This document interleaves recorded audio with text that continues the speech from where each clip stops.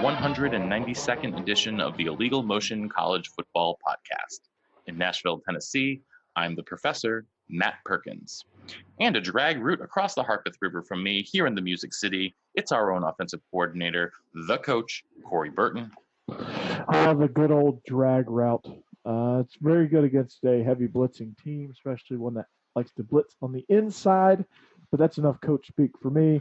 Glad to be here. We're rolling right along. And those for you that are joining us on Spotify, thank you for downloading our show. And we look forward to hopefully giving you something to keep coming back to. So I'm excited. Let's get started. Yeah, well, we can't get started without the third amigo in the second city, a man who has been the human embodiment of Autotrader.com for the past few weeks. It's our intrepid blogger from Big Ten Accounting, Josh Cook. What does that mean? Well, I can tell you what it means. Exciting news. My girlfriend bought a car. Woo! But she's not a huge car enthusiast, and She's not a petrol head.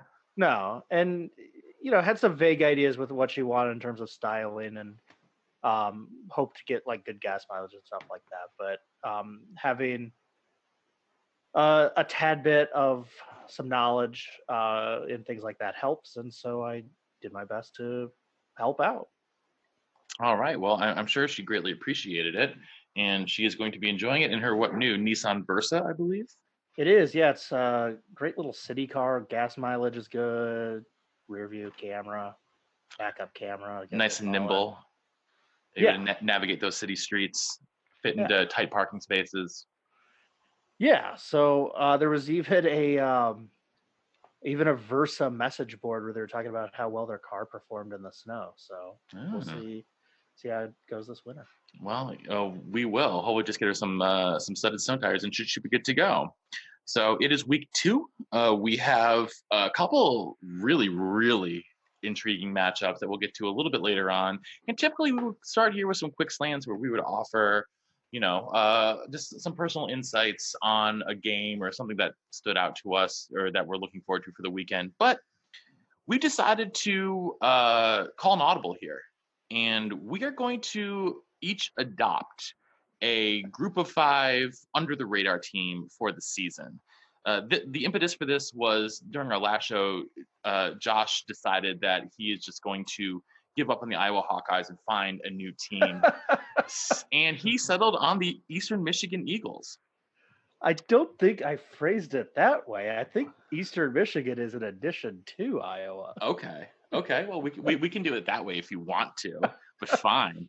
But yeah, so we're each going to adopt a team in honor of Josh, I suppose, to sort of track throughout the season, see how things go. And our one rule for this was you had to pick a group of 5 team that was not favored to win their division or their conference. So Josh chose Eastern Michigan. And Josh, just give us a little bit of reason what intrigues you about Eastern Michigan. So growing up in the Midwest, I had the privilege of seeing Eastern Michigan get their teeth knocked in every year by Michigan. And it wasn't just Michigan that totally crushed them. They would routinely finish dead last in the MAC. They are historically one of the worst teams. But a few years ago, they came close to making a bowl, and then they did make a bowl. And then they had a really hard luck season where they lost seemed like 8 games by a single possession. And then they were in a bowl last year. So they've kind of been getting closer to having a product that is at least consistent. I wouldn't say that they're necessarily on track to win the MAC anytime soon, but we'll see. Who knows? Crazier things have happened. And I don't know, just the way they played at Coastal Carolina to start their season. Similarly ranked team in terms of talent, most likely, and beat the Chanticleers on the road. So that was a nice start. And now this week they have a really intriguing game down at the world's largest grocery bag at Kroger Stadium in Kentucky. And Kentucky is coming off a slow start against a fellow MAC team, and I'm just curious if Eastern Michigan, if it breaks their right way, but I don't know. They just sort of intrigued me, and I loved how goofy their schedule is. So I'm going to run through their schedule real fast. Uh, let's start with the game I just mentioned. They played at Coastal Carolina, at Kentucky, at Illinois. So that's fun. Then they get their first home game against Central Connecticut. Then they're at Central Michigan. So that's 4 of their first 5 on the road. Then they get everybody's favorite team, Ball State, Western Michigan, at Toledo, Buffalo, at Akron, at Northern, Kent State. So feels like a lot of road games, a random FCS team mixed in there. And oh, by the way, they play on a gray field. So what's not to like about the Eastern Michigan Screaming Eagles? I mean, I don't know what's not to like. They are definitely a feel good story, especially when they started 0-6 the other year, came back to make a bowl game at 6-6. That was pretty crazy. Wasn't that Miami of Ohio? No, I thought they did the same thing. I'm pretty sure that's Miami. Was it Miami of Ohio? I might have to edit all this out of the show. I could. No, you're keeping it in. I could have sworn that it was. I could have sworn that it was Eastern Michigan. I was almost positive. Well, here's the nice thing, Matt. There are so few bowl seasons for Eastern Michigan that I could tell you about them here real quick. So that wouldn't have been the 1971 Pioneer Bowl or the 1987 California Bowl. But in 2016, when they went to the Bahamas Bowl, where they lost a heartbreaker to Old Dominion, they started out the year 4-1. So it wasn't that year. And, no, you're right. You know what? I was wrong. That's the year I was thinking of, was that 2016 Bahamas Bowl. Yeah. So I was wrong. Last year they did start 2-4. So that's probably what maybe you were thinking of, but maybe. Yeah, I guess I was just I was on the wrong MAC team. I mean, it happens. Like, here's the thing that's nice is I watch a lot of mediocre football, and a lot of times mediocre football includes Big Ten teams playing MAC teams. So the 2016 Miami Redhawk team, they lost the St. Petersburg Bowl by 1 to Mississippi State, which is fun and random, but they started that year 0-6 and then ripped off 6 straight. So there you go. That's what I was thinking of. All right. Well, the Eastern Michigan Eagles, can we refer to them as the Screaming Eagles? I'm going to, in the same vein as my dumb A Bear joke, which I make 25 times a show, I'm going to call Eastern Michigan variations of the Mean Green Eagles, the Screaming Eagles, the Mean Eagles, like whatever pops into my head. The Bald Eagles. The Meagles. Yeah. The Smeagles. Like the Weagles. Oh, Coach is on the show. Oh, hey, what do you know, Coach? Hey, Coach, what team are you adopting? Hey guys, I'm not adopting Eastern Michigan. Would have been great if you did, and we just this is the all Eastern Michigan hour. Yeah, this whole podcast is dedicated to Eastern Michigan. I mean, we are huge. Next week we're breaking down the top 25 pizza places in Ypsilanti. Now you're speaking my language. We're big in Ypsilanti. My gut just perked up. Have you ever had Detroit style pizza? Yeah, from Jets. See, I call that Sicilian pizza. What's Detroit style? Because I might have had it, but under a different name. I mean, Detroit style pizza is like, it's very, very, it's rectangular, thick crust, and I don't know. It's Jets variation on the deep dish. Yeah, it's a variation on deep, but it's better. I grew up calling it Sicilian pizza. Never even heard of this. It's good. It's very good. I am definitely a fan of Detroit style pizza. Well, then there's one good thing coming out of Detroit. Hi-oh. Hey. Okay. All right. My team. All right. Here we go. Before we get down the rabbit hole of Detroit style pizza, New York style, and Chicago style, and all that other stuff. So Quad when I City was style. thinking about this, yeah, there you go. I was trying to think of the most savage team I could pick as I watched some Group of Five highlights. I'll tell you what, the Panthers of Georgia State, thanks to the guy who drove around downtown Atlanta playing highlights of the game on full blast. Okay. Thanks to the Georgia State player who came out in the media and said Furman would be a tougher test than the Paladins. Vols. Yeah. Um, they are definitely not acting like they've been there before because guess what? They've never been here before. They're a brand new program in a recruiting hotbed of Atlanta, and they have a lot of intrigue and potential to even if they get Georgia Tech and Georgia's leftovers, um, they're still going to be pretty good because there's a lot of kids to be had in the state of Georgia, not only and more specifically in the Atlanta area. So my team, at least this year, now they're going to have to fight all year for my attention, but this team, I'm going to stay in the state of Georgia, and I'm going to adopt the Georgia State Panthers. All I right. think since they play in a baseball stadium, they should do double headers all year with Georgia. They'll play the noon game, and then Turner Field gets turned over to the Dogs for a 3:00 game. How does that sound? It sounds awful. It'd be more appropriate for Georgia Tech. It would be way more appropriate for Tech. No one wants to see Georgia Tech games anyway. Okay. We'll meet in the middle. But Kennesaw State. That's why. Kennesaw State's pretty exciting. Exactly. That's what I'm trying to say. Are they the Owls?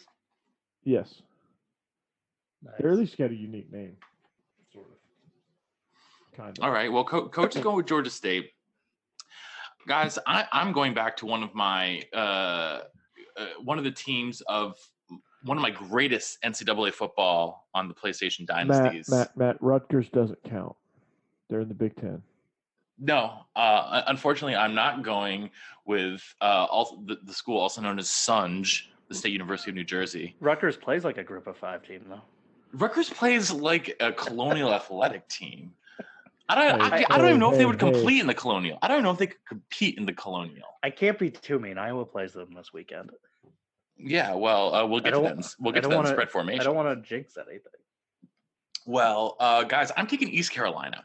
Now, East Carolina has a proud tradition Didn't they burn us 2 years ago? Yeah, they burned us so many times. But guys, like I'm like a moth to the flame. I'm gonna keep going back. Here goes Matt, a little bug zapper. Yeah, well, and the reason though, guys, Mike Houston. Mike Houston is their new coach. If you guys don't remember Mike Houston, he comes over from James Madison. All he did was win the FCS national title back in 2016, taking down North Dakota State. They followed that up by another trip back to the title game where they lost to North Dakota State back in 2017. But, you know, he's a guy that was able to turn around the Citadel in the mid-2010s, moved over to James Madison, compiled a 37-6 record there, including a 22-2 record in the aforementioned Colonial. And he's just a guy that I genuinely believe in. Also, they have an amazing color scheme, an amazing uniforms. And they're a fun team to root for. They're the Purple Pirates. I mean, come on. Like, who doesn't love the Purple Pirates? Well, in a way, they were our first team that we ever adopted because we did call them the Purple Pirates for like 3 years, and then they got so awful we couldn't really talk about them anymore. But I do have a question for you, Matt. So, like a deadbeat dad, I loved them, then I discarded them, and now I'm trying to love them again. I do have a question for you, Matt, though. What's Is Mike Houston from the same coaching tree as Bob Toledo? Is he from the same coaching tree as Bob Toledo? I assume if you're asking it, then the answer is yes, but I don't know. Why do you ask? It was a joke. They both have cities for their last name. Oh, I was trying to go with like. It was such a bad joke. That was like the fact that that went so far over my head. That went so far over my head. Coach got it. I heard him laughing. He just had his microphone muted. That's why our listeners didn't hear him laughing. God. I mean, is there I would have gotten that more if you went with like if you went with the Mr. Rochester joke from Jane Eyre. Like, But that's not football related. Yeah, but it's a city. Wow, we've gone very far off the rails when we are going to Bronte sister novels. So, anyways, the Purple Pirates, though, proud tradition. Ruffin McNeil took them to 4 bowl games in 5 years at one point, but he is there no longer.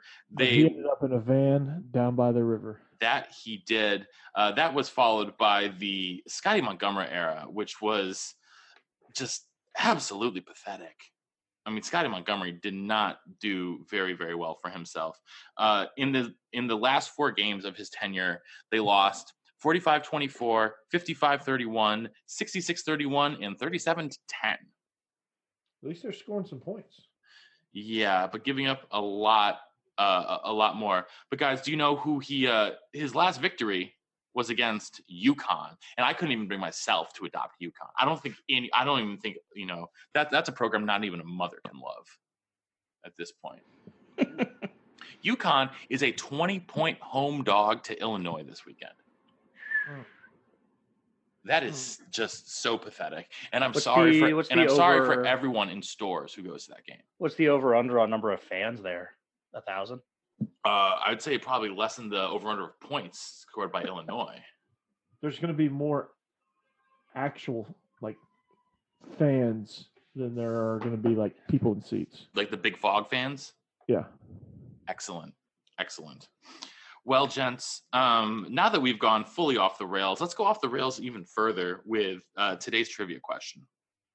So, for our pop quiz, I'm going to have you guys get out I'm not even going to have you get out the number 2 pencils today. We're just doing it.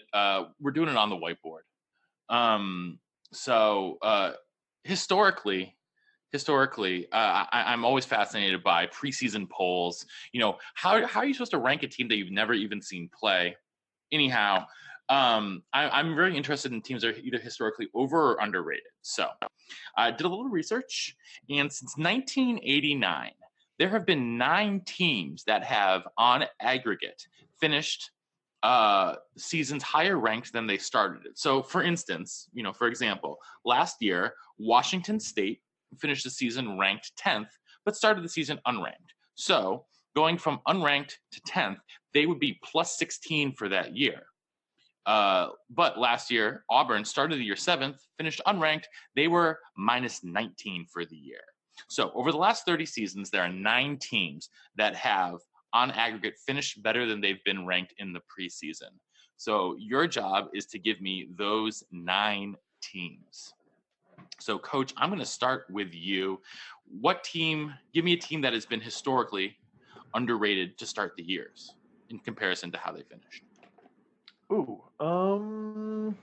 Historically. Well, in the last 30 years. In the last 30 years, yeah. Let's see. Well, this is really the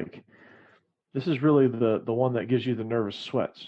I'm like the kid in the front of the classroom just trying to say so many times so you can feel sorry for me, Mm-hmm. I know. You're gonna need an answer soon, aren't you? I am gonna need an answer now. All right, Texas A&M. Texas A&M. Sorry, they are minus 37 on aggregate. So yes. Sorry, Coach. I was close. No, they are minus 37, which to be fair, not terrible, but still not great. Josh. Well, I think that a team you have to go with would be Iowa. That is correct. Iowa, on aggregate, 21.5 points better than they start the season. Well, I figure the 02 season, they were unranked and finished in the top 10. In the 02 season, they were plus 18. Yeah. Same with the 03 season, they were plus 18. 04, they were plus 11. Yeah. And back in 2015, they were plus 17. There you go. Yeah. Coach. Okay. I'm gonna have to say there's always that Pac-12 team that's never ranked, and then at the end of the year they're always ranked. Mm-hmm. And that team seems to be the Washington Huskies. I feel like the Washington Huskies are always seem to find their way into the rankings. Coach, that was actually a worse guess than your first one. Was it really? Washington minus 39 on aggregates. Yeah, they've been minus 20 in the last 2 years alone. Oh, well, yeah, I knew recently they were. Yeah, so going the opposite way. sorry, Coach. I mean, the Tyrone Willingham years didn't help. No, they really did not. Those Ty Willingham years, 2002, 2003. Well, no, Willingham was a little bit after that, but 2002, 2003, back-to-back minus 14. Damn, I suck at this game. It's okay. Coach, Josh. Well, you were in the right part of the country, Coach, but you need to go one state over. Boise State's got to be on this, right? Boise State's number 1, plus 71. Plus 71. Jesus. Well done. Okay. All right. Oh, jeez. I'm like reeling now. Georgia Tech. The Ramblin' Wreck of Georgia Tech did not make the list. They did not qualify because they did not finish enough seasons. Either they did not start or finish enough seasons ranked to make the list. They had to either start or finish the season at 15 times ranked, and they did not in the last 30 years. So I'm actually going to give you I'm going to give you a pass. I'm going to give you a no contest on that one. We're going to give you a pass. I'm going to go to Josh. Is that the first incomplete? Yeah, that is our first INC. I thought they weren't ranked a whole lot in the 90s. I thought the 90s were like very good to Georgia Tech, but I guess not. Nope, not good enough. Jeez Louise. I know the last few years might have hurt them in terms of negative ratings, but I feel like over the last 30 years, based on marching through the WAC and then the Mountain West, I think TCU is a contender for this. TCU plus 52.5. Josh, you are nailing these. Plus 52, and that's good for fourth best in the last 30 years. I didn't even understand the question. I didn't realize it had to be on aggregate. I just wrote down a bunch of teams that I thought went from unranked to ranked. Yes, well, you're doing well so far. Well, I'm I'm making them look really good too by comparison. This is awful. I feel like Utah's got to be on this list somewhere. Utah, that coach is back-to-back completes for you. They have not finished or started enough seasons in the top 25. Oh, wow. Josh. Oh, that's amazing. I feel like a lot of times Wisconsin was starting the year in the 20s and would, by the end of the year, be near the 10s. Yeah. So I'm going to go with Wisconsin. That's correct. Yeah. Last year, Wisconsin was one of the worst. And they were a minus 20 for last year alone. Coming into last season, that would have put them, top 5 in the country. So it put them down to number 8, but still plus 10 on aggregate for the Badgers. This is not a guess. This is just my own curiosity. Because I know Georgia's been all over the place with their aggregate. Georgia minus 36.5. You've guessed 3 teams in a row. Georgia, Texas A&M, and Washington are all back to back on this list. Okay. Yeah, no, in the negative column. I was saying that wasn't a guess. I was just I know. curious. I knew that wasn't one. Let's see. I feel like Michigan State's got to be up there somewhere. Michigan State is correct. They are 5th, plus 31 and plus 31.5. On the board. Yep. All right. Josh.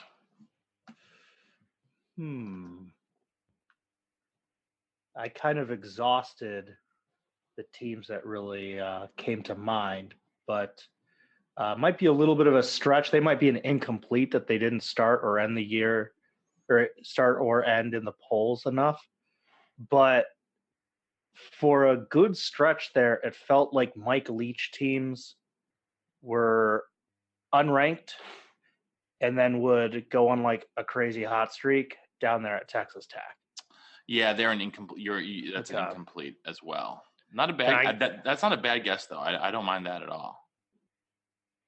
Coach. Okay. I feel like Colorado's got to be somewhere. Colorado is going to be another incomplete. Yes. Yes. Like the Curtis Enos, Cordell Stewart days. You see where Yeah. I'm going, right? Yeah, I do see where you're going, but they had enough time in the in the 2000s where they just were middling at best to not just start feel or like finish the year. I just feel like they snuck in, Hmm. to the top 25. Josh, Yeah, another team that I was thinking about, formerly coached by one of our most beloved people to talk about, hmm I know where you're going with this. Bill Snyder in Kansas State. They're number 3, plus Wow. 53.5. Ooh, Yeah. L. Roberson, baby. Mm-hmm. Oh yeah. Okay, so hang with me on this one, because they had a run in the mid 2010 and the early 2010s that probably hurt them and may have disqualified them from this list. Um, but I'm gonna go with the Oregon Ducks. Oregon Ducks number Ooh. 2. Number 2, 58.5, plus 58.5. Because basically the 90s were very good to them. The 90s were very good to the Ducks. In the 90s alone, they were plus 56. So yeah, good work. Good work, coach. Yeah. You guys have 2 left. 2 schools left. I'm worried that the second half season collapses under Bowden are going to be too much for him to overcome. But it wasn't that long ago that Clemson would start the year around 20th and end the year around second or third. Yeah, unfortunately, Clemson minus 33 on aggregate. So I wonder if it was, if it wasn't over these 30 years, I'm wondering what they would have been over like their last 10. Over the last 10, they're fantastic. Since 2009, I'll just read them in order. +2, 0, +4, +8, 0, +1, +12, +1, +3, 0. Yeah, they've been fantastic over the last decade. However, before that, -18, +5, -5, -9, -7, -4, -7, -1. Like just not pretty in the Tommy Bowden era. Well, why he got fired? Yeah, Coach, of course. Let's see. I feel like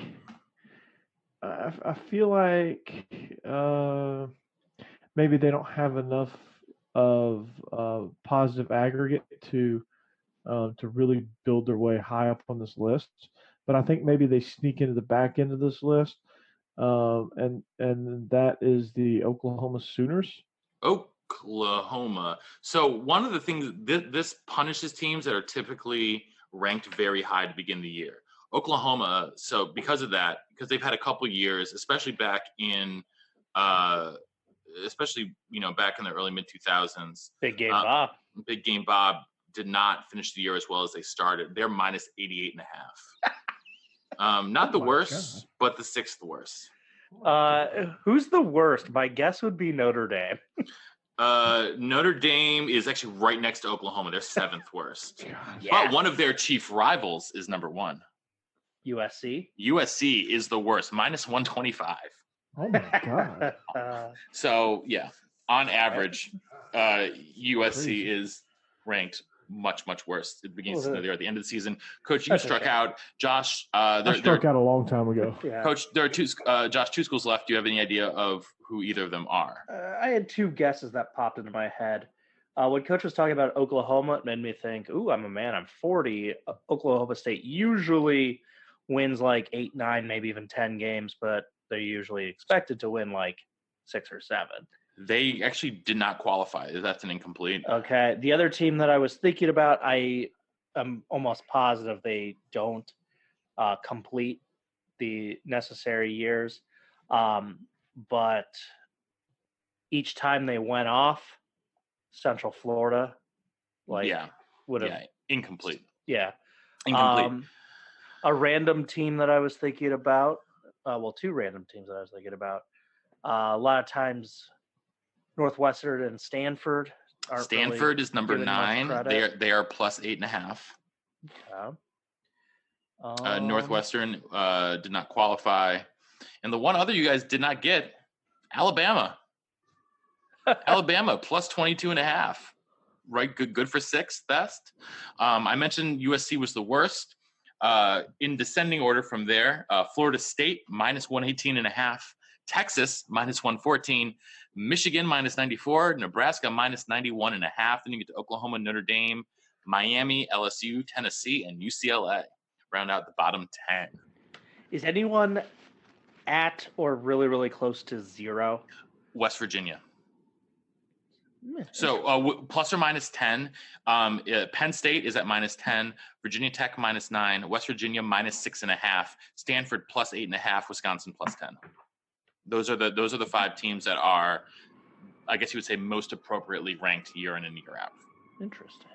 Yeah, I found that interesting as well. I would have guessed Ohio State as being pretty accurately ranked. Ohio State's only minus 28, and considering that they start the year pretty high every year, that's pretty impressive. Yeah. If you think about it, that means Ohio State is the only – Ohio State appears on the list 29 out of 30 years, which is extraordinarily impressive. That means they either started or finished the season in the polls 29 of the last 30 years. I don't believe that there are – I don't think there are any schools that are start or finish the year in the polls all 30 years. Actually, I take that back. There was one, Florida State. Hmm. So they started the polls last year. They didn't end the polls. Yeah. Well, I mean, last year they only started 18th last year. They still started. Yeah, the year before that though, they started 4th and finished unranked. I take it back. Started 3rd and finished unranked. So, anyhow, let's head over to our deep roots. We're going to hit the 2 biggest games of the week last, but we're going to start though with what should still be a classic Big 8 battle: Nebraska versus Colorado at Folsom Field. Josh, Nebraska came into the season with a lot of high hopes and a lot of prognosticators saying, oh, this is the year that Nebraska wins the Big Ten West, blah, blah, blah, blah, blah. They came out last week and honestly struggled a little bit with the South Alabama squad that is not exactly the greatest. They only scored, I think, 1 or 2 offensive touchdowns. Did not look great in doing so. On the flip side, Colorado put up 52 points against Colorado State. Now, Colorado State, this is obviously not a vintage Bobo team, but still they were able to put up a lot of yards, but at the same time, give up a lot of yards. So, Josh, how do you see this one shaking out? Well, I think that Nebraska is not a very complete team. South Alabama had a really good offensive scheme, made Nebraska's day pretty unenjoyable offensively. Adrian Martinez, 13 of 22 with an interception and only 178 yards, no touchdowns. Pretty ineffective. Martinez was under some pressure. He ended with 13 carries for only 6 yards. That's not what we had expected from him. As a team, Nebraska had 98 yards on 44 carries, and their leading rusher just had 44 yards. I think it's safe to say that Nebraska's running game is a work in progress, and based on some of the rushes Martinez was getting, I think a lot of that work in progress has to do with the offensive line not really living up to expectations just quite yet. The Nebraska defense played pretty well, but they were awful a year ago. So sorry, I'm not going to call one game against South Alabama a trend in the right direction. I'm going to wait and see.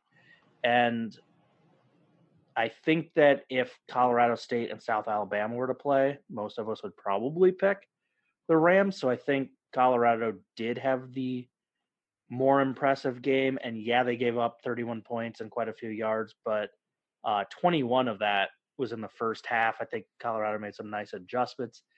I am picking the Buffs, believe it or not. I just think they looked better week 1. I think that they're going to get a boost of playing at home. And Steven Montez is a pretty experienced quarterback, and he looked in midseason form against the Rams, 13 of 22, 32, and 2 touchdowns through the air. So I'm liking what the Buffs did in week 1. Yeah, Coach, how do you feel about this one? I'm worried that Nebraska doesn't have anyone who can cover Laviska Shenault. They don't. I don't think they do. I think Laviska Shenault is a primetime player, and I think he is a big key in what Colorado's going to do, and really just kind of help take the edge off the rebuild for Mel Tucker. I think with what he can do, with how dynamic he is, it makes that offense extremely dynamic, and it makes them not only balance run pass, but it also makes them balanced with horizontal threats and vertical threats as well. And he definitely gives that. What really impresses me about this Colorado team is their defense. They were able to come up with 4 takeaways against the Rams. They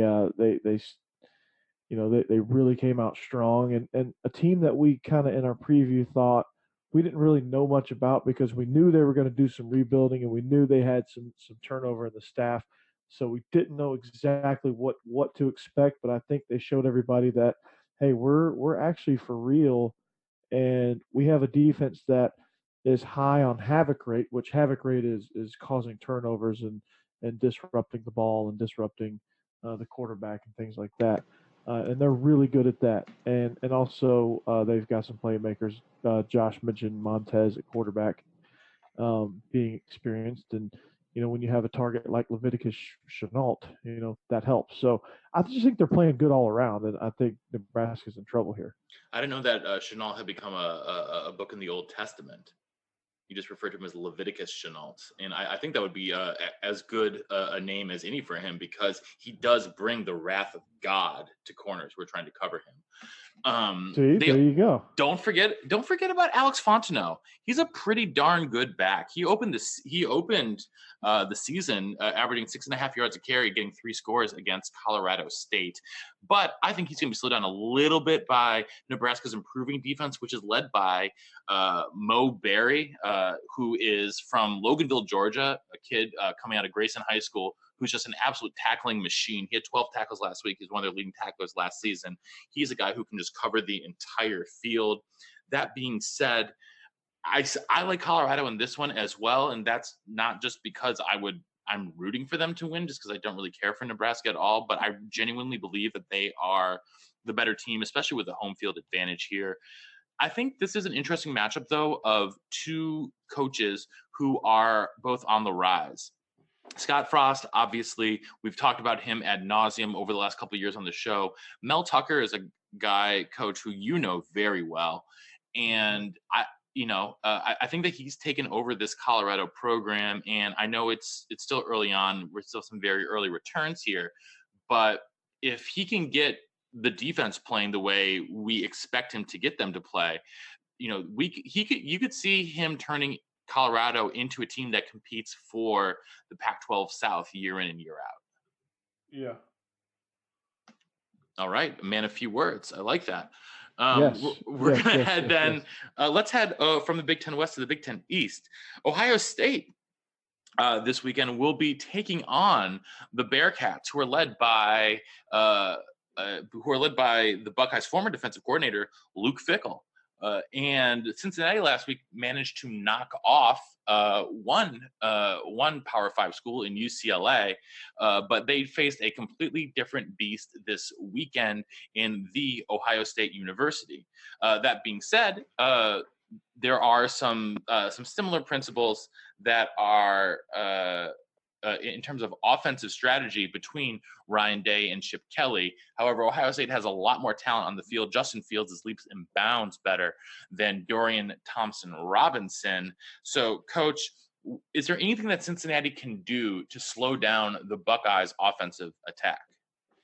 Well, oddly enough, in watching Ohio State last week, you noticed that Justin Fields was a lot better in the zone read and a lot better when the pocket was moving or when he was sprinting out or when he was outside of the pocket in any form or fashion. He was much more comfortable, much better throwing the ball, and I felt like he kind of sometimes struggled in the pocket, at least delivering the ball on time, making accurate throws, and making proper reads and going through his progressions. I thought he looked relatively uncomfortable in the pocket. So um, for Cincinnati, if they can figure out a way to contain him and box him in, I think they'll have a good chance of disrupting and really giving themselves a good chance early on. So um, just get pressure, get hits on him, keep him in that box, mix up your coverages, disguise your coverages, things like that. I think Justin Fields will kind of struggle because I think beyond beyond simple coverages, I still think just relative to his age, I still think he kind of struggles with that. Josh, obviously Ohio State looked very, very strong in their opener last week. But do you see, is there a lane for Cincinnati to pull off the upset here? Yeah, there's a lane. It's kind of a narrow one, but there's a lane there. So first of all, Cincinnati's defense really, really good as you'd expect with Luke Fickell's pedigree on that side of the ball. Made UCLA's offense just look hilariously inept. Your boy Matt DTR, 8 of 26. Whoa! When did he become my boy? Whoa! Don't try to sneak that by me. No! I did not sign off on him. But no, the UCLA quarterback, 8 of 26, 156 yards, 2 touchdowns, 2 interceptions. He was also sacked twice. And he had 2 fumbles. I believe he had 4 turnovers himself. He did, yeah. They made his day miserable. They pinned their ears back. They played really well on that side of the ball. For Ohio State, we didn't learn a whole lot about them. Florida Atlantic was extremely overmatched, and the Buckeyes shot out of a cannon, went up 28-0 in the first quarter.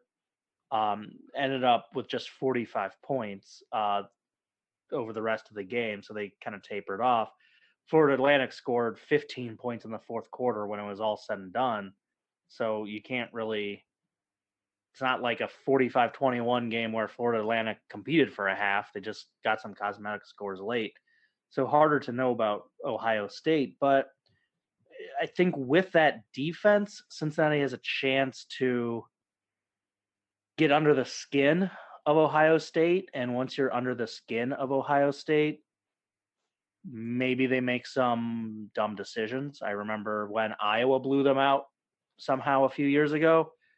They were just making plays, and Ohio State got really upset, and they started making dumb penalties, and then one of their players got ejected for launching at the quarterback. And I know it's a different coaching staff, but the same holds with this. And I think, Coach, you would agree, when you are the favored team and you're supposed to mop the floor with someone and they're just kind of hanging around and hit you in your mouth, sometimes you start playing sloppy and start letting the fundamentals slip away from you. And seems like, unlike a lot of sports, when you lose the fundamentals, football can be a really, really cruel game.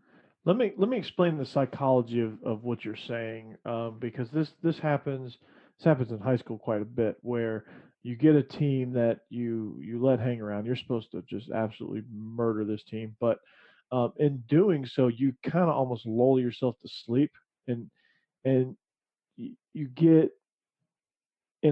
really really relaxed and lazy because you know that you're going to out talent them, so you kind of just flake out on the fundamentals, and then you start really making mistakes. You make a couple of mistakes, and then you start pressing because you know you're supposed to run the score up on this team. So that usually leads to even more compounded mistakes, and sometimes if you're a less disciplined team in general, there's not a single team that's not immune to that type of performance. But if you're a disciplined team, you always find a way to recover and pull away later. But the undisciplined teams are the ones that end up, getting upset or, just barely squeaking a win out in a game that should have been over by halftime. Yeah. I definitely agree with that. I also love the fact that Luke Fickell has been subtly trolling Ohio State all week. He's just been referring to them as that team up north, which I think is wonderful, especially because funny. Luke Fickell kind of got a raw deal at Ohio State. He took over when Sweater Vest was unceremoniously let go. And then they hired Urban Meyer, and he was loyal, stayed on staff. But when he got that opportunity to go down to Cincinnati, he took it. And all he's done there is turn that program into an American Conference powerhouse. So, Yeah, and what I love about him, win or lose, what I like is his recruiting strategy has been the state of Cincinnati. Try to get those local kids and those Northern Kentucky kids. I like that. In terms of another like potential aspect of an upset, if you want to look into it, Ohio State does start conference play their following game. I don't know why they'd be looking past to Indiana, but there's always a chance, you know. And in terms of Cincinnati's lack of offense a week ago, I'm curious if they back pocketed quite a few plays from their playbook, knowing that they had the Buckeyes next. yeah, I mean, it wouldn't, I wouldn't put it past them. And obviously, Fickle knows Ohio State as well as anyone who's not on that staff. He was in and around that program forever, and he knows a lot of these kids that he'll be playing against. I mean, this is what, his third season at Cincinnati now, I think. Yeah, Second or third season at I think Cincinnati. it's his third. Yeah, third season at Cincinnati. So a lot of the kids who are juniors and seniors now were kids that he probably recruited out of high school. Played for him when they were freshmen, things like that. So this game is going to be close. I was surprised to see that the line of this game was only Ohio State as a 16-point favorite. I figured they'd be 21, but I think that shows that Las Vegas actually respects this Bearcat team a little bit more than maybe the casual fan does. But it would not surprise me if this is a one or two score game well into the fourth quarter. So let's then head out to the West Coast for a late night special in Seattle. The Golden Bears of California are headed up to take on the Huskies. And Coach Jacob Eason, your former quarterback down there at Georgia, looked awfully sharp in his Washington debut. 27 for 36, basically 350 yards and 4 touchdowns. What can Justin Wilcox and the Cal defense do in order to slow down Mr. Eason, who is now operating behind center back in his hometown? Oh, that's a really loaded question. Honestly, use their front seven to their advantage. Dial up really good pressures, make the Huskies drive down the field. I think when you don't pressure Jacob Eason, when you don't pressure this offense, they can take vertical shots on you. They can they can stretch you all different ways. So if you don't get creative with your pressures, if you don't get enough guys in Jacob Eason's face to disrupt throws, I know I sound like a broken record here, but honestly, that's what you do against a good quarterback. You disrupt his rhythm, and by disrupting his rhythm, you mix up your coverages, you mix up your pressures, you bring two guys off the edge. Then the next time you bring guy off the edge and guy in the A gap. Any way you can confuse that offensive line and get hits on the quarterback is always a good thing. And then, of course, steal possessions in special teams. Try to cause turnovers. Try to get takeaways. And then again, offensively, they can also help with the cause by controlling the ball and controlling the clock as well, and just keeping Jacob Eason simply off the field. Yeah, Josh, we've talked a lot on this show over the last couple of years about, how much we really respect Justin Wilcox as a defensive mind. But this is a really tall order to go into Washington and pull off the upset. On the other side of the ball, when Cal is in possession, what do you think their real strength is in what can they do in order to really pull off this upset here? Well, I know it was UC Davis, but whenever you have 233 rushing yards on 51 carries, I think it's safe to say you have a pretty nice running game brewing. Yeah, and speaking of that running game, I mean, Christopher Brown Jr. had himself a day, 197 yards on the ground. Yeah, I know Davis hung around, but I think that there's a combination of factors. The first is Cal had 4 turnovers and lost the turnover battle 4-1. And some of it was just like goofy rust opening day, just like not up to game speed yet. Like they fumbled the opening kickoff. So just some things like that. I think Cal will be a little bit more polished. What I'm curious about is Washington has kind of donned this persona of like defensive back you. They've had like Buda Baker and some really, really good players go through there. And their defense on the whole is really good against fellow Pac 12 teams because so many of them pass and they always have one of the best secondaries, not just in the conference, but in the country. Where we've seen Washington struggle at times is like, hey, whether the playoffs, they're playing a more complete offensive team or a team that is more physical than they are. I don't know if Cal is anywhere near a playoff team this year or in the near future, but they're certainly one of the more physical teams. And if that running game can get going, combined with Wilcox being such a good defensive mind, it wouldn't be the craziest thing. Like I wouldn't wake up stunned on Sunday going, "Man, I cannot believe Cal somehow beat the Huskies." I think there's a shot.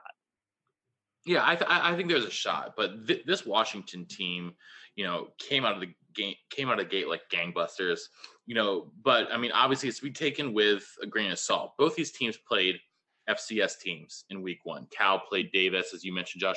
Washington played Eastern Washington, so we didn't really get a feel for who either of these teams are. Having a really tough conference game in Week 2 like this, is definitely not the easiest thing, and the pressure is going to be on Washington. With Stanford being, being a little bit down this year, the pressure is really on Washington this year to be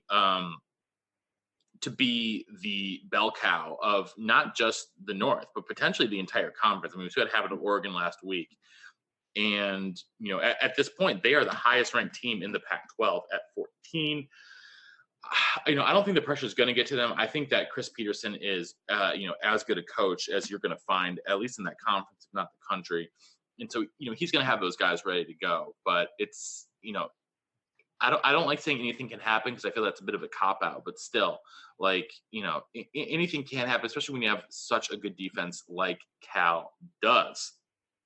Before we move on to our next game, though, I just want to mention that I'm, online. I'm getting the random ads popping up, and the banner ad I'm getting on the Cal versus Washington page says it's a Dos Equis ad that says a taste as timeless as the Vols. I don't know if you're Dos Equis if you really want to be aligning yourself with Tennessee Vol football right now. You probably don't have a whole lot of viewers. Yeah. If I'm guessing. But your point on Cal and copping out, saying anything can happen. Yeah, when you have a great front seven, and when you have a brilliant defensive mind, yes, anything can happen. And they're competitive, and they're going to be better than a lot of people are giving them credit for. They might make this list from the pop quiz you just gave us here pretty soon. They might. They might. I mean, if they keep it up, I mean, this is a team that would not surprise if we start to see them become a perennial top 25 team at the end of every season. Let's head down though to what is one of the two biggest games of the week. Last year was an absolute fireworks display in Kyle Field in College Station. This year, the game is going to be held back in Clemson and Death Valley. Texas A&M versus Clemson. This one's going to be a lot of fun. Both these teams came out of the gate looking pretty darn strong. Obviously, Texas A&M only played Texas State. They waxed the floor with them 41-7. And Clemson came out looking really strong, although Trevor Lawrence did not exactly have the best performance of his career, throwing 2 picks against Georgia Tech last week. So, Coach, what are you going to be looking for here in this game? Well, I'm going to be looking for how can Texas A&M slow down these offensive weapons. I mean, Clemson has weapons all over the place with Travis Etienne, Justin Ross, T. Higgins. They have a really good offensive line that help keeps Trevor Lawrence upright. So I'm going to be watching to kind of see how they play all of these weapons and what they put a preference on as far as, are they going to try to go sell out and get pressure, lock down zero coverage and trust their guys? Or are they going to zone cover it and try to get fancy with their blitzes? Are they going to sit back and play cover 8 where they just drop everybody? I mean, you just got to figure out how they're going to manage such a dynamic offense that has so many elite weapons. I mean, there's not a team where you could name every single one of their weapons, and Clemson is one of those. Offensively, we're going to see how Texas A&M can respond. How can they take advantage of Clemson not having as good of a defensive front as they did last year? Can they control the ball? Can they move the ball in Death Valley? Is the noise going to be too much? It shouldn't be, because they should be used to that kind of thing, playing in the SEC and especially Kyle Field. So it's going to be interesting to kind of see how Jimbo navigates this game and how he manages this game, and kind of what his overall philosophy is coming into it, to see what they're going to do offensively, what they're going to do mainly defensively to kind of slow down Clemson, because Clemson can put 21 up on you before you even blink, and it's a scary thing. Yeah, Josh. Or a fun thing for us viewers. Yeah, Josh, they really can. One of the things that really impressed me last week, though, with Texas A&M is that Kellen Mond has come out here, and he looked good last year, but he looked really good last week. Yeah, he's a heck of a quarterback. He's probably the best dual threat quarterback in the SEC. I don't think Tua can run well enough. No, compared to Mond. I mean, it's not Fromm. He's not running anywhere. No, Felipe Franks doesn't throw it well enough. Yeah. Jared Garantano doesn't do either of them well enough. Bryant, they're at Missouri. Maybe he's maybe Kelly Bryant. Joe Burrow doesn't run. So yeah. So I mean, we're talking about a pretty good quarterback on top of being a dual threat, and with Clemson's outstanding defensive line play that we've come accustomed to, well, you're going to need to be fleet of foot. So I think that is Texas A&M's best chance. Their running game got going really nicely a week ago, 246 yards and 2 people over 100 yards. Keeping Clemson at least somewhat honest with their running backs will be key. And the other key, I think, is just the fact that I don't see Clemson having 400 rushing yards 2 games in a row. So if they just bring Clemson to regress to the mean, they're all automatically doing better than Georgia Tech. But for me, one of these coaches has multiple national titles now, and the other basically got run out of town despite having a national title, and seemed like he really didn't care the last few years at Florida State. Maybe someone could prove me wrong, but I feel like the way that divorce happened, I don't see any Noles fans getting too angry about that statement. So I think that Clemson wins it, and as good as Texas A&M looked a week ago, and we do like some of their pieces, kind of like Cal pulling a major upset, I wouldn't be too surprised if this game got out of hand. These 2 coaches have 2 of my favorite names, Dabo and Jimbo. So yeah, I mean, it wouldn't completely shock me if Texas A&M won, but I mean, Clemson is just such a complete team, and their offense can just get going in the blink of an eye that I would be quite surprised if Texas A&M does manage to pull off the upset. Last game I want to get to before we hit our spread formations is LSU at Texas in Austin. We've got 2 teams that are historic programs, but in this case, two teams that have maybe underperformed a little bit of late. Josh, I mean, you never liked Texas, so give me another reason why Tom Herman's team is going to lose this week. Well, I mean, I don't really like LSU either. I think that's true. Routinely overrated. Look, LSU seems to have a quarterback. That's been the popular opinion on Joe Burrow. He looked pretty crisp against Georgia Southern, although it was Georgia Southern. So with him playing up to the hype, and based on how we've seen Texas have some games against good offensive teams, yeah, maybe LSU wins in Austin. And also it's criminally overrated Texas. They'll find a way to totally kick the can down the road and find a way to lose this game. It's funny. I can't remember a top 10 game this early in the season where, regardless of who wins, I know they're not making the college football playoff. So why does it matter? Who cares? I don't know, Coach. There seems to be a lot of hype around this LSU team. There really is. I mean, is that just because of the defense? No, I mean, Joe Burrow has a lot to do with it too. I think he is the way he kind of played and kind of finished out the year. Not a lot of people knew too much about him coming into last year.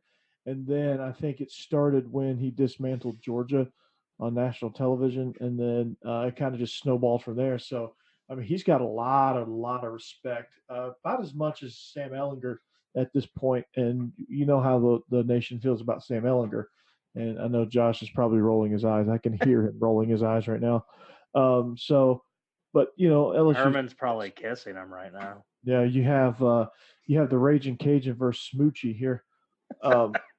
But it's again, LSU's reputation hinges on defense. So to answer your question, yes, but I would say I would add another element to the Joe Burrow factor as to why the hype train is parked squarely in front of LSU right now. I don't know. Maybe I'm like too much a person of like wanting personal space and too much of like not wanting to transmit diseases. But why are you kissing every player? You think it's weird that he's kissing his players? I've never known a coach to do that. Yeah, I agree with you. That's the closest I could come up with is Woody Hayes traditionally punched every player. That is true. That is also true. We can't ignore that. All right, guys. Let's finally move on to some spread formations.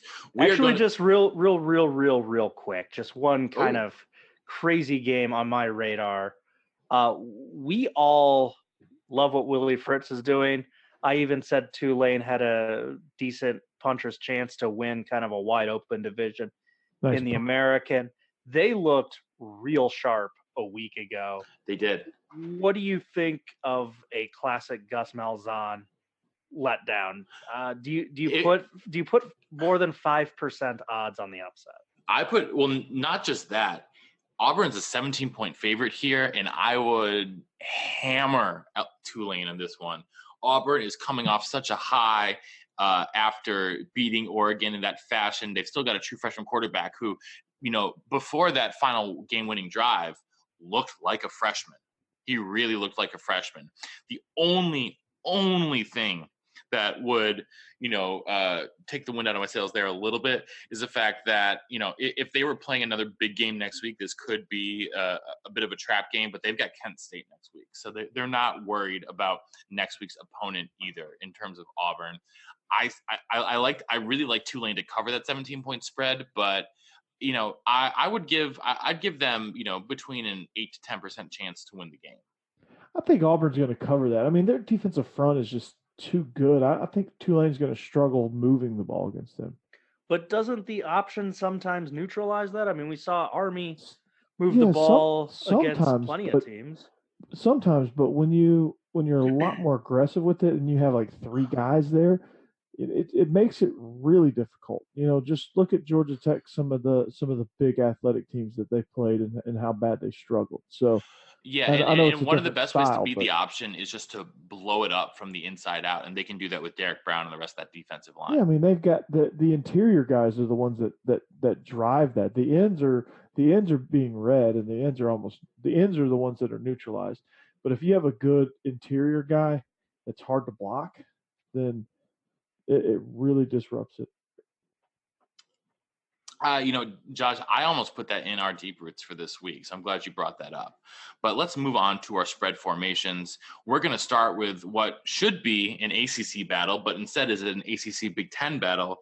Syracuse, fresh off of their 24-0 victory over Liberty, heads down to play the Dirty Terps in College Park, Maryland.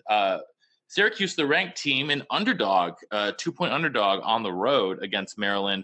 Over under set at 58.5 on this one. Josh, you and I are both 3-2 last week. Coach is 2-3. So how are you feeling about this one? Yeah, I think Syracuse people are a little bit maybe shy on after kind of a ho-hum game a week ago against Liberty, winning 24-0. I don't see their offense being stuck in neutral for a second week. I think DeVito plays a lot sharper after 2 interception performance against Liberty. And on the flip side, Maryland's coming off of a 79-0 shellacking of Howard. So I think that's brought the spread down, and I think Maryland, being the home team, is also getting some points that way. So I'm going to go with Syracuse to cover because I have Syracuse winning outright. I think they're the better team, and I think they're the better coach team because let's see, Maryland's head coach.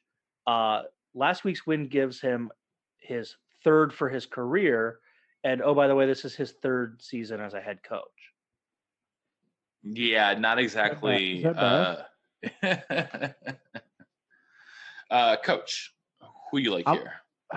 I'm gonna double down here. I like Syracuse to win, and I'm gonna say that this game takes the over.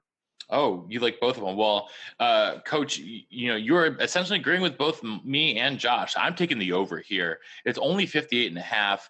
I think That's that a low over. that's a very low over considering the fact that Maryland put up 79 on their own last week. And Syracuse, I know they only put up 24 against Liberty, but this team has the potential to put up half 100 in any game with that Dino Babers offense. So I'm taking the over. Josh is on Syracuse. Coach is on Syracuse. Next game is one of the most interesting matchups of the entire weekend as far as I'm concerned, in games I don't necessarily have a great feel for. Vanderbilt is heading to Purdue. One of these teams is going to start the season 0-2 here after Purdue lost at Nevada last week in that crazy finish, and Vanderbilt lost to Georgia in what was essentially a home game for Georgia here in Nashville. So Purdue 7-point favorite at home. Over under here is 56. Josh, who do you like? Well, this is going to be the Heartbreak Bowl because whoever loses is going to be 0-2, despite two teams that I think had some bowl hopes coming into the year, especially Purdue. Purdue's got some issues. They did not get the ball to Rondale Moore very much in the second half. That's a cause for concern. They don't appear to have a very potent running game so far. Their leading rusher had 19 carries for 66 yards. They rushed for 96 as a team against Nevada, which who knows, maybe Nevada will end up having an amazing rush defense, but I don't think anyone of us thought they did coming into the year. So that's some causes for concern. They gave up 300 rushing or 300 passing yards almost and 3 touchdowns. That's a cause for concern. You guys talked on and on and on about last week how Vanderbilt tackles really well. That's a little bit of a cause for concern. And also, we don't have to look too far back to find a slow start for Purdue. Last year, they lost in kind of a heartbreaker to Northwestern. And then they lost a what the hell is going on game to Eastern Michigan. and then they lost to Missouri to start 0-3. Maybe it's recency bias, but sounds like Purdue takes a little bit of time to get into midseason form. I'm going to go with the Doors to win this game, and since the spread is only, I believe, like 6.5. Oh wait, Purdue's favored because I don't know why. Yeah, I Purdue's forgot favored by that. 7.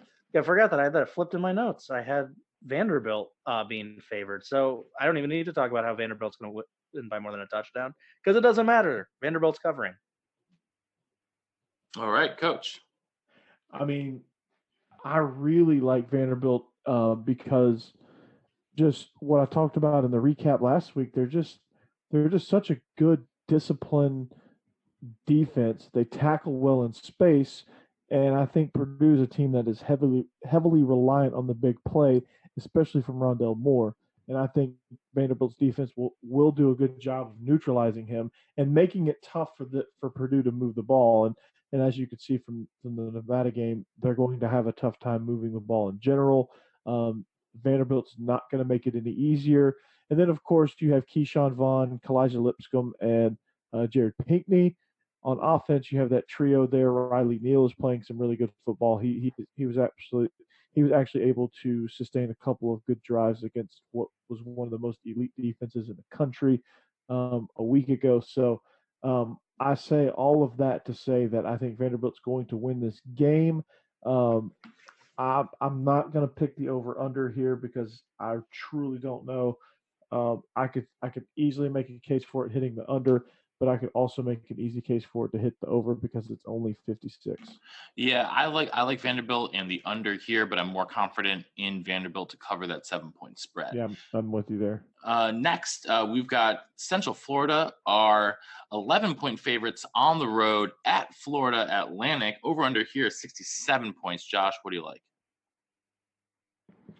Yeah, I like Central Florida big, and I like them to cover that double-digit spread, and I like the game to go over. They scored 62 points a week ago, and that's with scoring 48 in the first half and pulling all their starters. If Florida Atlantic even scores like 7 to 10 points in the first half, they're going to keep the starters in for a lot longer. So I expect them to win big, and I expect the game to go over. Do you have a preference on which one of those you're more confident in? I can't do both. I can't do a double. Oh, well, you can double down. Okay, yeah. Double down. Okay. I mean, I'll let you guys double down. Coaches double. I'll let Coach double down on that first game. So, yeah, why not, Coach? All right. I like UCF here to cover. I'm very confident in that, and I'm very confident that I think it'll be kind of like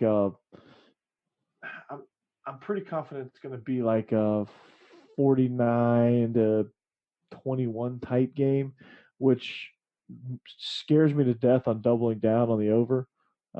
I would pick the over, but I'm more confident picking UCF, so I'm not going to double down, but I'm going to take UCF to cover. I'm more confident in the over than I am on UCF here. I mean, I would, gun to my head, I'll take UCF to cover, but I really like the over here. I think that both these teams can put up some points. So, what did FAU show you a week ago? I still believe in Lane Kiffin's offense at the end of the day. Well, they still kind of why I don't know. He's burned so many people so many times, but I still do. They sort of got it together a little bit against Ohio State, and they had a little bit of success. Mm-hmm. Yeah, in the second half. Yeah, against the fourth stringers in the fourth quarter. That was Somebody's got to play. Next, we've got North Texas at SMU. The Mustangs, 3-point favorites at home. Big over under 72.5 here, Josh. Yeah, that's a number. I think it's getting that mostly because Mason Fine in the North Texas Mean Green offense is pretty good and put up 100 a week ago. SMU, little bit of a surprise. They won their first game at Arkansas State. I know SMU's in the bigger conference, but it was a road game. People weren't expecting too much from the Ponies this year. But I could not believe when I saw this line that SMU is favored. And so I'm going to stay away from that insane over under 70 some odd points and go with the smart, easiest pick of the week. North Texas is going to kill this team. Coach.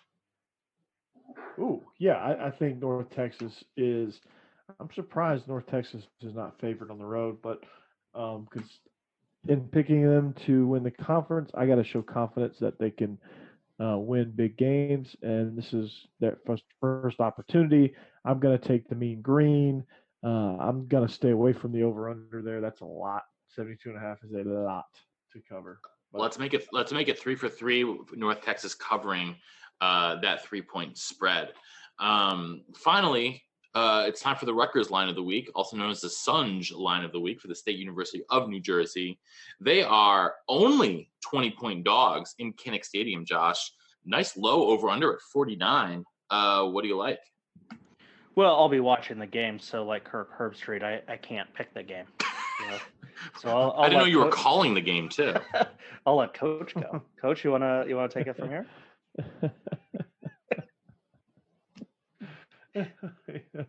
I'm not going to jinx them. Okay, Herbie. It's a strategy. Okay.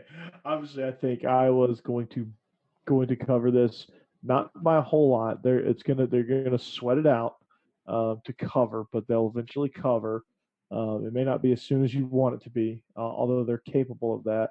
I think Iowa needs to work some things out with Nate Stanley and crew. So I'm going to stay away from the over under on this one. I think they barely hit the over because it's only at 49. But I like Iowa to cover and cover late. Give me the Hawks. Give me the over, but I'm more confident in the Hawks covering the 20. So sorry, Dad. No, I'm kidding. I'll make a pick. Otherwise, our stats will be all. No, I mean our stats have already been are already out the window with us being able to double down the over under. So no, but it still makes it more fun. So, look, here's the thing: Rutgers looked a little bit better against Massachusetts. It was also Massachusetts, and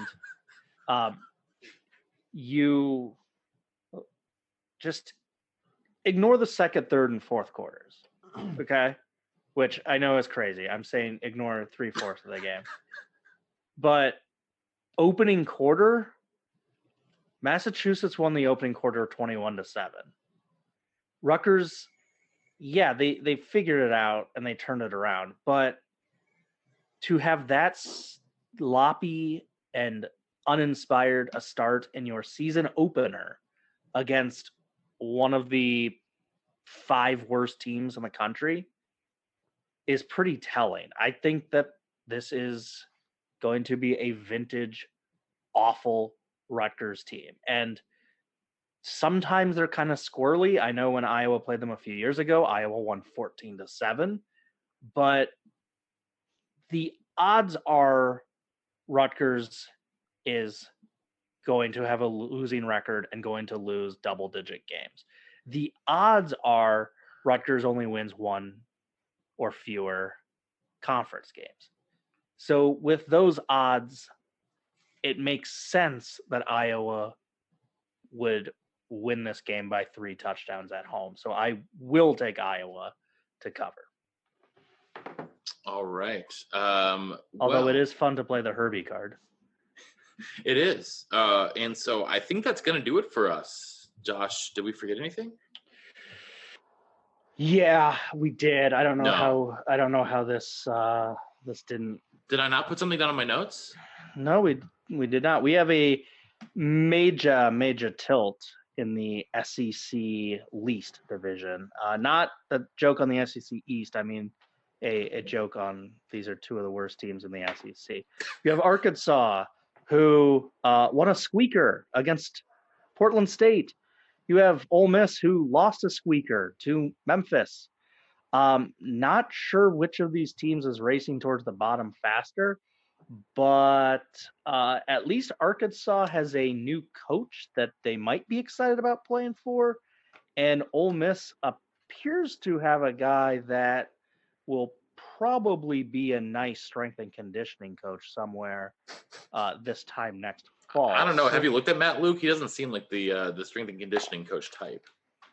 No, he'll be the O-line coach at Alcorn State next year. So I'm going to take those lovable Arkansas Razorbacks in a monster road game. They're going to get the win. They're going to start 2-0, and pretty much that guarantees them a bowl game because we know they're beating Colorado State. We know they're beating San Jose State. So they're going to start 4-0. They're going to get nationally ranked. They're going to struggle with A&M, but then they're going to beat Kentucky to get their 5th win. And then from there on out, I think they can run the tables because they just have Auburn, Bama, Mississippi State, Western Kentucky, LSU, and Missouri. So Light work.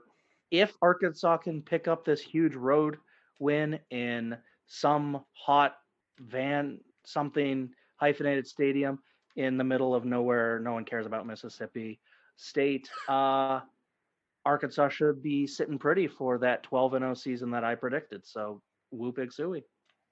Woo pig suey. All right. Well, I think that is actually going to do it for us this time. I feel bad for insulting Mississippi that much. Like, what do they do to deserve that? That was just getting blindsided right there. I don't know. I'm not going to say they don't deserve it.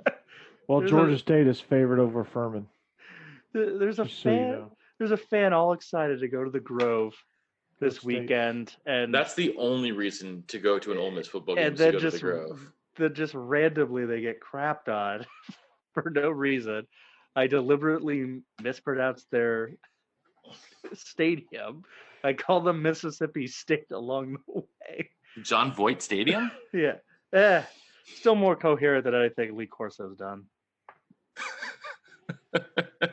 Well, on that bombshell, I think we're going to end it for today's show. So, on behalf of our own offensive coordinator, the coach, Corey Burton, in Nashville, Tennessee, and our intrepid blogger from Big Ten and Counting, and Josh Cook up there in Chicago, Illinois, this is the professor in the Music City saying so long and see you next time on the Illegal Motion College Football Podcast.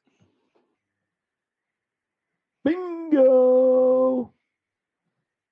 Thanks for listening to the Illegal Motion College Football Podcast. To get in touch with the show, email us at illegalmotionpodcast@gmail.com. Follow us on Twitter at illegal_motion and check out our Facebook page.